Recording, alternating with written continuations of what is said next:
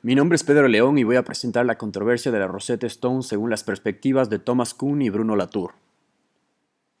Para empezar, la Rosetta Stone es un fragmento de un monumento. Este fragmento contiene un escrito en jeroglíficos egipcios y en griego antiguo. La Rosetta fue hallada por el soldado Pierre-François Bouchard durante la colonia francesa en Egipto, pero cuando las colonias británicas derrotaron a las colonias francesas en 1801, la piedra fue trasladada a Londres y desde 1802 ha sido exhibida en el Museo Británico. Estos escritos permitieron al francés Jean-François Champollion descifrar los jeroglíficos egipcios. Ahora, ¿debería estar la Rosetta Stone en Egipto o permanecer en el Museo Británico? Primero, tomando en cuenta la perspectiva de Egipto, la piedra debería regresar a su verdadero hogar, debido a que es un ícono de su cultura.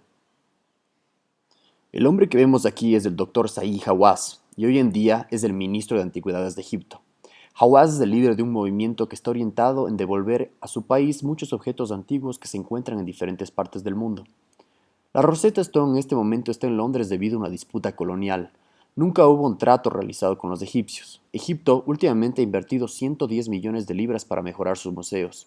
Y finalmente, 200 años de mal manejo y robo han dejado a Egipto sin muchos de sus artefactos históricos más importantes.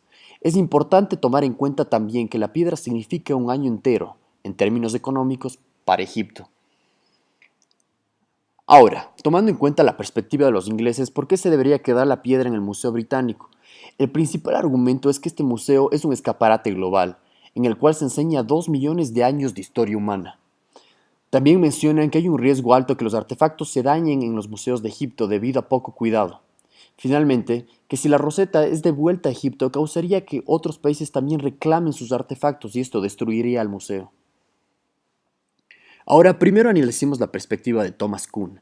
Antes de Kuhn, la ciencia era estudiada desde ámbitos filosóficos y siempre se veía como un progreso hacia adelante, pero Kuhn cambió esto.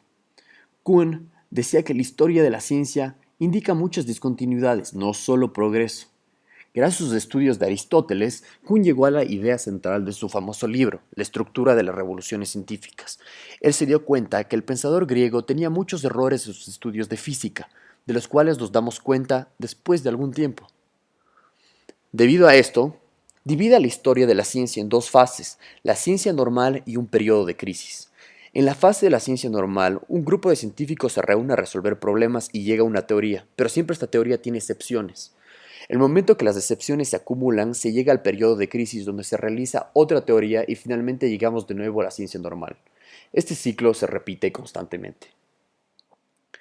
La estructura de revoluciones científicas nos relata cómo funciona el cambio de paradigma, usando un ejemplo del libro de Charles Darwin.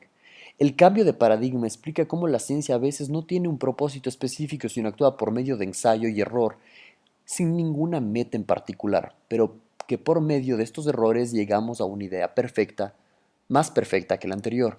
Es igual que la selección natural. No hay ninguna meta específica creado por Dios o la naturaleza. La selección natural se encarga de actuar en un ambiente con organismos dados, y así es responsable de la gradual pero positiva emergencia de organismos más adaptados y elaborados que los anteriores. En los términos de la teoría de Kuhn existe un cambio de paradigma que crea el dilema de la Rosetta. La Rosetta ha estado en el poder de los ingleses ya por más de 200 años. ¿Por qué el repentino interés de los egipcios para retomar todas estas antigüedades? Esto se debe a un cambio de paradigma, un cambio de contexto en Egipto. Egipto empezó siendo una sociedad teocrática. La radicalidad de esto ha ido disminuyendo con el tiempo, pero todavía persiste. El cambio de paradigma sucede cuando las personas se preguntan a sí mismas, ¿a qué nos ha llevado la religión? ¿Qué ha sucedido con nuestro registro de conocimiento? Me parece que estas preguntas son las que se está formulando ahorita la sociedad egipcia. Ellos se han dado cuenta que las potencias mundiales del presente han llegado a ser lo que son debido a una acumulación de conocimiento. Y Egipto no se quiere quedar atrás. Según la teoría de Kuhn, la recuperación de la Rosetta, el intento de la recuperación de la Rosetta, demuestra un cambio de paradigma en la forma de pensar de la élite intelectual egipcia. Ahora analicemos a Bruno Latour. Él era un filósofo y sociólogo de la ciencia, que siempre enfatizaba los centros de acumulación de conocimiento, los centros de poder. Para explicar esto voy a usar un texto escrito por él en 1987, Ciencia en Acción. Lo que el escrito quiere enfatizar es que el conocimiento actual que tenemos fue desarrollado debido a una acumulación de registro de información. No hay ninguna forma de traer las mismas tierras de Europa, decía Latour, ni de reunir en Lisboa o a Versalles a miles de marinos nativos que digan a los navegantes en sus numerosas lenguas dónde ir y qué hacer. La acumulación del conocimiento por medio de un modo escrito y por medio de la ciencia es lo que les ayudó a los colonos dominar a una geografía desconocida. Debido a que la información se pudo transportar, empezó a existir un dominio de parte de los europeos, ya que los nativos nunca consideraron importante el registro. La persecución y acumulación de conocimiento llevó a los europeos al beneficio y al capital. Uno de los escritos, Latour nos invita a abrir la caja negra y a llegar a ese espacio intermedio donde solo encontramos información, sin ningún prejuicio. Cabe recalcar que la ciencia siempre está hecha por dos caras, la que sabe y la que no sabe. Latour siempre quiso reunir bajo el mismo paraguas todos los estudios realizados por las distintas disciplinas.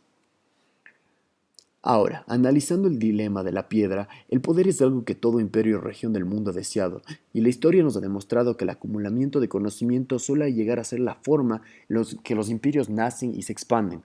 Un ejemplo de esto, demostrado en el escrito de Bruno Latour, es cómo los europeos llegaron a tener más conocimiento del área asiática que los mismos nativos, y de esta forma los llegaron a colonizar. Analizando el dilema de la Rosetta con las teorías del centro de conocimiento de Latour, he llegado a la conclusión que Egipto se ha dado cuenta al pasar de los años que los más grandes imperios han llegado a su clímax debido a la acumulación de registros escritos de los conocimientos de las diferentes culturas que conquistaron. Debido a esta epifanía, el doctor Zahi Hawass, el ministro de Antigüedades de Egipto, ha empezado a demandar el retorno de la Rosetta a su hogar. Esto no se trata solamente sobre esta valiosa antigüedad, se trata también sobre un rechazo a la hegemonía ejercida últimamente por el Occidente, que resulta ser el centro de conocimiento, el centro de poder. Debe causar indignación a los intelectuales egipcios el saqueo de registros históricos que hablan mucho de la contribución de su civilización a la acumulación del conocimiento mundial. Para finalizar, es importante para mí enfatizar que mi opinión sobre este tema es que la Rosetta debería ser devuelta a Egipto principalmente porque fue un saqueo de los ingleses durante una disputa colonial. Con esto termino y aquí tienen